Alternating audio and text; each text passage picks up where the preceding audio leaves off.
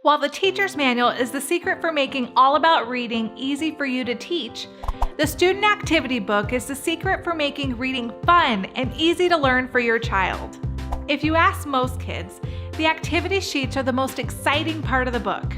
We use a wide variety of activities to practice new words and reading concepts. You'll find games like Monkeys and Bananas, activities such as A Flock of Ducks, and word flippers. Even adult learners enjoy the mental break that activity sheets provide. You'll just need scissors and a stapler. Everything else is provided. Practice sheets give your students practice reading words that reflect newly learned concepts. Those words are used in phrases, and finally, in sentences. You'll see here that the sentences are broken down into phrases. This type of practice is called phrased reading. Phrasing is important for fluency.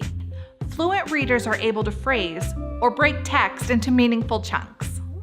If your student doesn't need practice with phrasing, feel free to skip the shorter phrases and have your student just read the full sentences.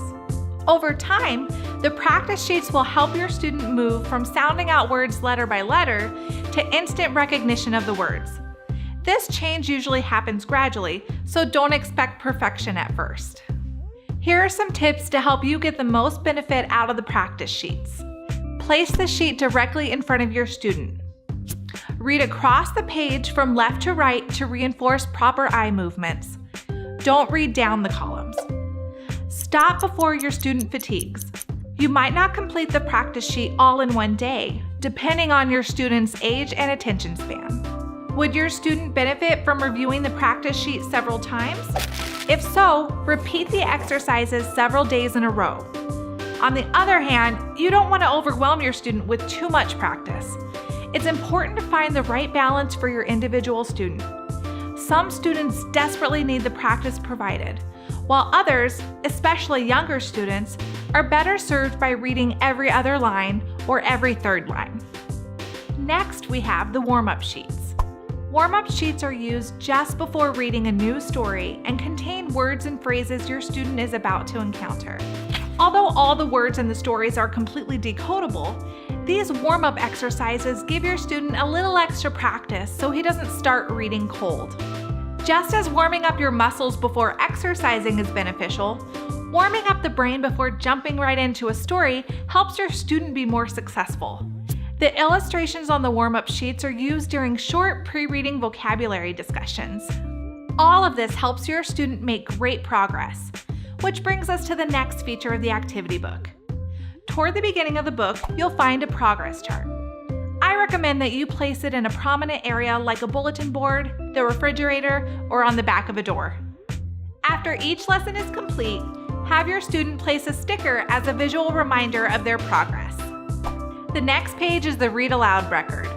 Toward the end of each lesson, you will be prompted to read to your student for 20 minutes.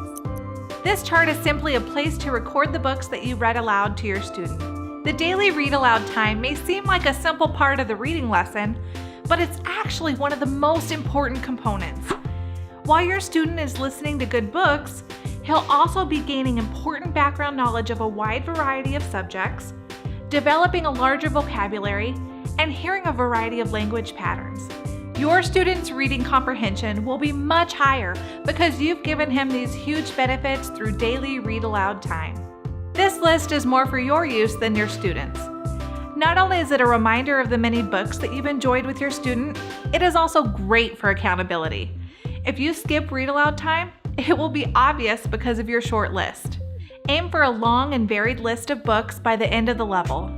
Here are some things to think about as you plan ahead for read aloud time. You might find it easiest to connect read aloud time to something else that you already do every day. Lunchtime, recess, and bedtime are all great times to enjoy reading books together. To keep interest high, look for books related to your student's specific interests and hobbies. You can also stimulate new interests by choosing read alouds on topics that are completely new to your student. At home, turn off the TV, computer, and telephone. Clear away any competing toys and games. Have a wiggly student? Some kids find it easier to stay in one place and pay attention to what you're reading if they don't have to remain perfectly still. Help a wiggly child concentrate on the story by allowing him to play quietly with blocks, kneading clay, or a coloring book while you read. And lastly, we have the certificate of completion all the way at the end of the book. Be sure to celebrate after your student finishes level 1. Thanks for watching. Like this video if it brought you any value, and don't forget to subscribe for more great videos. Happy reading!